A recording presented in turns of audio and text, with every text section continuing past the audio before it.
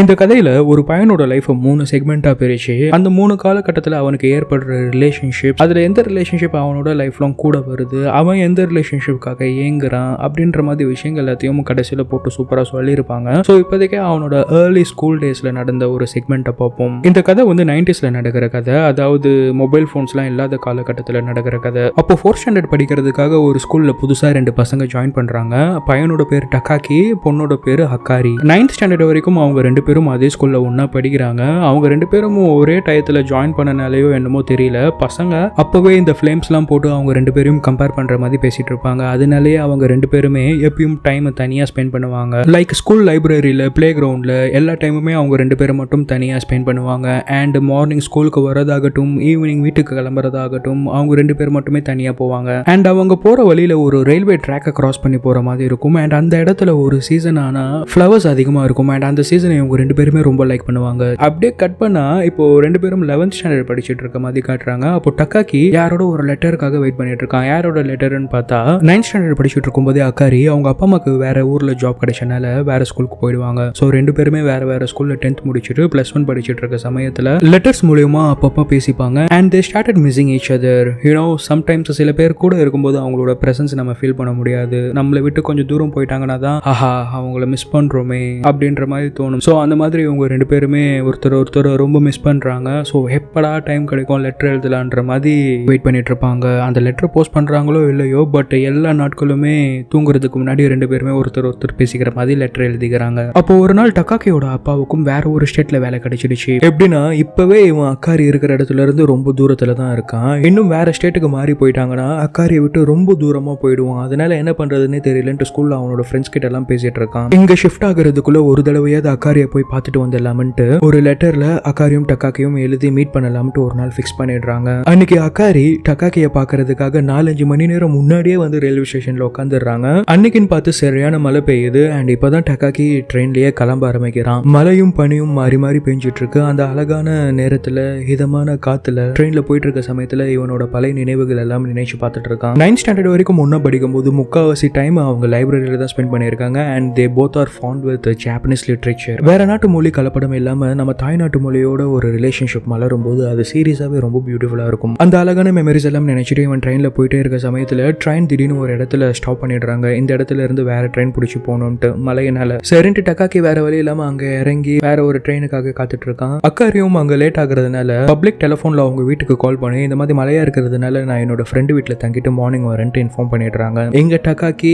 ஐயோ நம்ம சொன்ன டைம் ஆல்ரெடி லேட் ஆயிடுச்சு, ஒருவேளை அக்காரி வீட்டுக்கு போயிருப்பாளோன்ட்டு நினைச்சிட்டே அடுத்த ட்ரெயின்ல ஏறி வந்துட்டு இருக்கான். அப்போ வர சமயத்துல அவன் அக்காரிக்காக கொடுக்கலாம்ட்டு சில லெட்டர்ஸ்லாம் எழுதி வச்சிருக்கான். எப்படியாவது இதை நம்ம அக்காரி கையில கொடுத்துடணும். என்னன்னா அவங்க 2 பேரும் இது வரைக்கும் க்ளோஸ் தான். பட் ஆனா லவ்ன்ற விஷயத்த 2 பேருமே பகிர்ந்துக்கல. பட் 2 பேருமே சொல்லாம ஒருத்தர் நேசிச்சுட்டு தான் இருக்காங்க. அக்காரி இப்ப அங்க வெயிட் பண்ணிட்டு இருப்பாங்களோ இல்ல வீட்டுக்கு கிளம்பிருப்பாங்களோன்னு நினைச்சிட்டே வந்துட்டு இருக்க சமயத்துல அக்காரி கிட்ட கொடுக்கலாம்ட்டு வச்சுட்டு இருந்த லெட்டரை டக்காக்கி மிஸ் பண்ணிடுறான். அந்த நேரத்துல ட்ரெயினையும் அங்க நிப்பாட்டிடுறாங்க. மழையினால ட்ராக்லாம் சரியா இல்ல, கிட்டத்தட்ட ஒரு 2 மணி நேரத்துக்கு ட்ரெயின் நகராதுன்னு சொல்லிட்டு நிப்பாட்டிடுறாங்க. டக்காக்கி வேற வழி இல்லாம ட்ரெயின் உள்ளே வந்து உட்காடுறான். ஒரு வழியா ட்ராக்லாம் சரியாகிட்ட பிறகு ட்ரெயின் கிளம்பி அக்காரி இருக்கிற இடத்துக்கு வருது.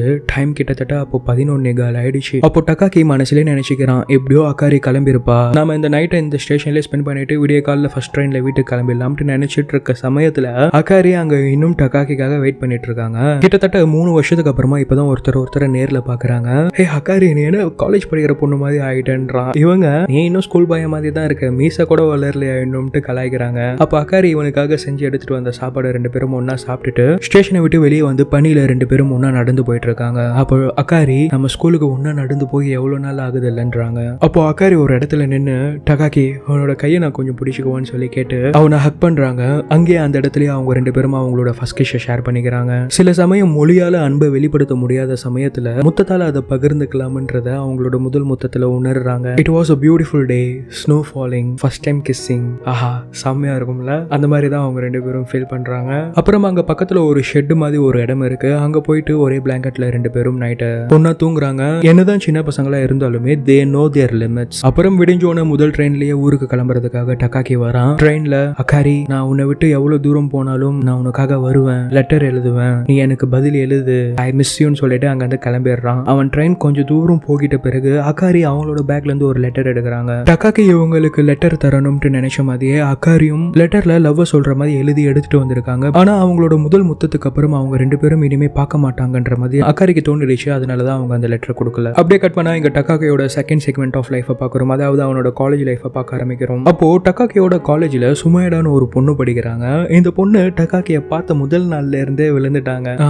எப்படி சொல்றது, லவ் அட் ஃபர்ஸ்ட் சைட் அந்த மாதிரி. ஆனா அதை டக்காக்கி கிட்ட சொல்றதுக்கு சுமைடாக்கு தைரியமே வர மாட்டேங்குது. அப்பப்போ எக்ஸ்பிரஸ் பண்ணலாம்ட்டு போவாங்க, பட் முடியாம திரும்பி வந்துடுவாங்க. அவங்களோட ஃப்ரெண்ட்ஸ் எல்லாம் கூட திட்டுவாங்க, ஏன்டி ஒரு பையன் பின்னாடி இப்படி சுத்துறன்ட்டு. இவங்க பதிலே இல்லாம என்னடி பண்றது, என்னால சொல்ல முடியலையேன்ட்டு சொல்லிட்டு இருப்பாங்க. அவனை முதல்ல பார்த்ததுல இருந்தே something is happening inside me, but ஆனா என்ன பண்றதுன்னே தெரியல அப்படின்ட்டு நினைச்சிட்டே இப்போ பிரசன்ட்ல பார்த்துட்டு இருக்காங்க. காலேஜ் முடிஞ்ச உடனே டக்காக்கி விளையாடிட்டு லேட்டா தான் கிளம்புவான். அவன் கிளம்புற வரைக்கும் சுமைடாவும் வெயிட் பண்ணி அவனோடவே ஒன்னா வருவாங்க. எப்படி டக்காக்கி நீ மார்க்ஸும் நல்லா எடுக்கிற, ஸ்போர்ட்ஸ்லயும் நல்லா பண்ற, எப்படி உன்னால ரெண்டுமே பண்ண முடியுதுன்ட்டு கேக்குறாங்க. இதெல்லாம் சும்மா அவங்க கேட்கணும்ட்டு கேட்டுட்டு இருக்காங்க. அவங்களுக்கு வேற ஏதாச்சும் பேசணும்ட்டு தான் ஆசை. அப்படியே கட் பண்ணா இங்க சுமைடா அவங்களோட அக்காவோட வெளியே வந்திருக்காங்க. அப்ப அவங்களோட அக்கா, என்ன சுமைடா இப்பெல்லாம் நீ முன்ன மாதிரி ஆக்டிவா இருக்க மாட்டேன்றிய, என்ன ஆச்சு? இந்த வயசுல எல்லாருமே ஃபேஸ் பண்ற விஷயம் தான், இதை நினைச்சிட்டே படிப்பை வேஸ்ட் பண்ணிடாத சுமைடான்ட்டு அட்வைஸ் பண்றாங்க. அடுத்த நாள் காலேஜ் முடிச்சுட்டு 2 பேரும் வீட்டுக்கு வந்துட்டு இருக்க சமயத்துல அவங்க யூஸ்வலா பக்கத்துல இருக்கிற ஒரு சூப்பர் மார்க்கெட்ல ஏதாவது ட்ரிங்க்ஸ் வாங்கி குடிச்சிட்டு பேசிட்டே தான் வருவாங்க. அன்னைக்கு அந்த மாதிரி ட்ரிங்க்ஸ் வாங்கிட்டு வந்துட்டு இருக்கும்போது டக்காக்கி யாருக்கும் மெசேஜ் பண்ணிட்டு இருக்குது சுமைடா ஓரமா இருந்து பாத்துடுறாங்க. சோ அவங்க மனசுலயும் நினைச்சுக்கிறாங்க டக்காக்கி ஏற்கனவே யாரையோ பிடிச்சிருக்கு போலன்ட்டு. காலேஜ்ல டக்காக்கியோட ஃப்ரெண்ட்ஸ் எல்லாம் அவன் சுமைடா கூட தான் போன்லயும் பேசிட்டு இருக்கான்ட்டு நினைச்சிட்டு இருக்காங்க. ஏன்னா எப்ப பார்த்தாலும் சுமைடா கூட தான் வெளியே சுத்திட்டு இருப்பான் இல்லையா. ஆனா டக்காக்கி யாருக்கு மெசேஜ் பண்றான், யாருக்கு அனுப்புறான்றது அப்படியே நாம போற போக்குல பார்ப்போம். இங்க இன்னொரு நாள் காலேஜ் முடிச்சுட்டு வெளியே வந்துட்டு இருக்க சமயத்துல கிளைமேட் நல்லா இருக்கே அப்படின்னு சொல்லிட்டு 2 பேரும் கொஞ்ச நேரம் ஒரு இடத்துல உட்காந்து டைம் ஸ்பெண்ட் பண்ணிட்டு இருக்காங்க. வீட்டுக்கு வந்துட்ட பிறகு சுமைடா, ஏண்டி பிடிச்சிருக்குன்ட்டு ஒரு வார்த்தை உன்னால சொல்ல முடியலையான்ட்டு அவங்களே திட்டிட்டு இருக்காங்க. எங்க டக்காக்கி அவன் வீட்டுக்கு வந்துட்ட பிறகு அவன் பண்ண மெசேஜ் எல்லாம் இன்னொரு முறை படிச்சுட்டு இருக்கான். படிச்சுட்டு டிலீட் பண்றான். என்னடான்னு பார்த்தா அவன் யாருக்கும் மெசேஜ் எல்லாம் அனுப்பல, அக்காரி கிட்ட பேசிட்டு இருக்கதா நினைச்சு அக்காரிக்கு மெசேஜ் அனுப்புறதா நினைச்சு டைப் பண்ண மெசேஜ் எல்லாம் வீட்டுக்கு வந்துட்டோன்னு டிலீட் பண்ணிடுறான். இது புரியாம சுமைடா அவனுக்கு ஏற்கனவே யாரோ பிடிச்சிருக்குன்ட்டு வேற நினைச்சுக்கிட்டாங்க. அடுத்த நாள் காலையில சுமைடா, அவனுக்கு யாரை பிடிச்சிருந்தா எனக்கு என்ன, எனக்கு அவனை பிடிச்சிருக்குன்ட்டு இன்னைக்கு நான் எப்படியாவது அவங்ககிட்ட சொல்லிடுவேன்ட்டு காலையில பீச்சுக்கு வந்து செம்ம ஆக்டிவா இருக்காங்க. சர்ஃபிங்லாம் சூப்பரா பண்றாங்க. ஹே சுமைடா, இந்த நாள் உன்னுடையது, போய் தைரியமா அவன்கிட்ட சொல்லு, அவன் என்ன சொன்னாலும் நம்ம பாத்துக்கலாம்ட்டு மனசுலயே நினைச்சுக்கிட்டு காலேஜுக்கு வராங்க.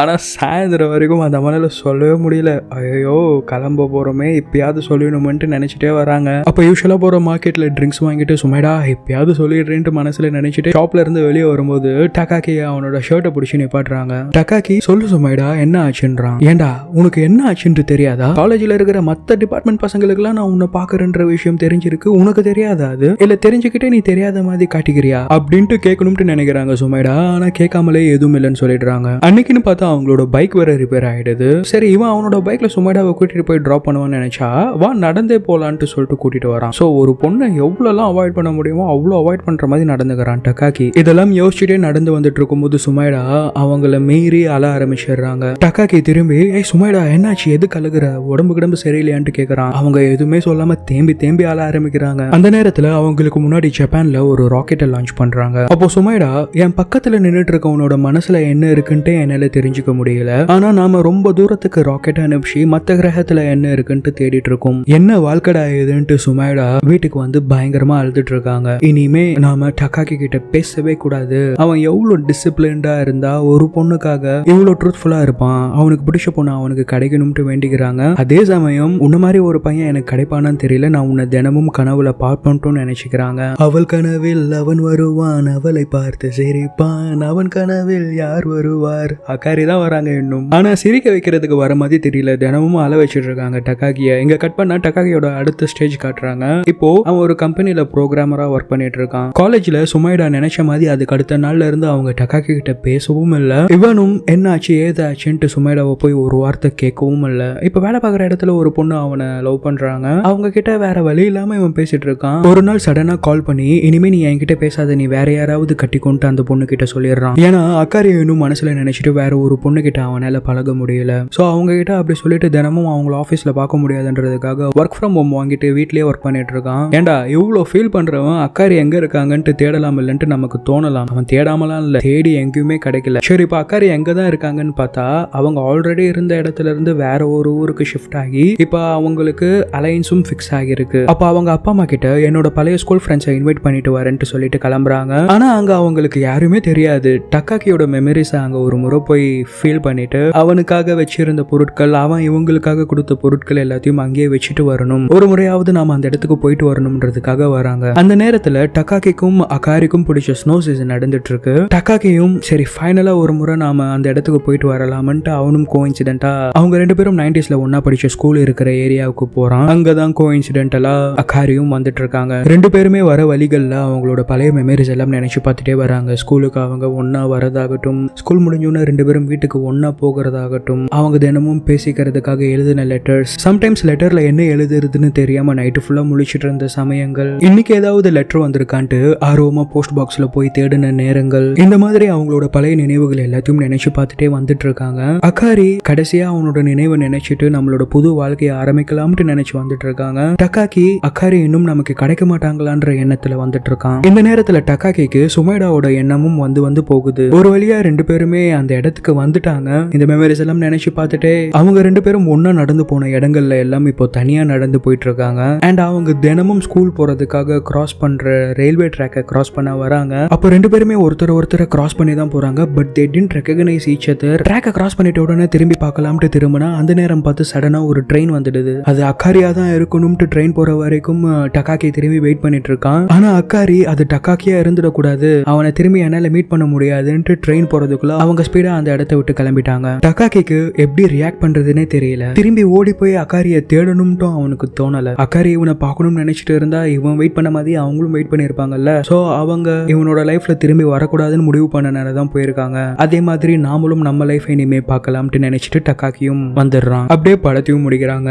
மோரல் ஆஃப் த ஸ்டோரி, அந்தந்த சிச்சுவேஷன்ல ஏற்படுற ரிலேஷன்ஷிப் நம்ம தக்க வச்சுக்கணும்னு நினைக்கிறது தப்பு இல்லை. பட் ஆனா அது சந்தர்ப்ப சூழ்நிலைகளுக்கு ஏத்த மாதிரி மாறும்போது நாமளும் அதை ஏத்துக்கணும். அதை விட்டுட்டு நாம பழையசையும் நினைச்சிட்டு இப்ப இருக்கிற பிரசன்ட வாழாம விட்டுட்டோம்னா கண்டிப்பா ஒரு நாள் அதை நினைச்சு ரிக்ரெட் பண்ணக்கூடாது. பர்சனலா இந்த கதையில எனக்கு சுமைடாவோட கேரக்டர் ரொம்ப பிடிக்கும். பிகாஸ் சுமைடா மாதிரி நம்மளும் யாருக்காவது கண்டிப்பா ரொம்ப பிடிச்சிருக்கும். நம்ம கிட்ட அதை எக்ஸ்பிரஸ் பண்ணாம இருந்திருப்பாங்க. irrespective of gender I am speaking. So பழைய விஷயங்கள் எல்லாத்தையும் மறந்துட்டு உங்களோட சுமைடா யாருன்னு கண்டுபிடிங்க. அண்ட் டக்காக்கி மிஸ் பண்ண மாதிரி நீங்க சுமைடாவை மிஸ் பண்ணிடாதீங்க.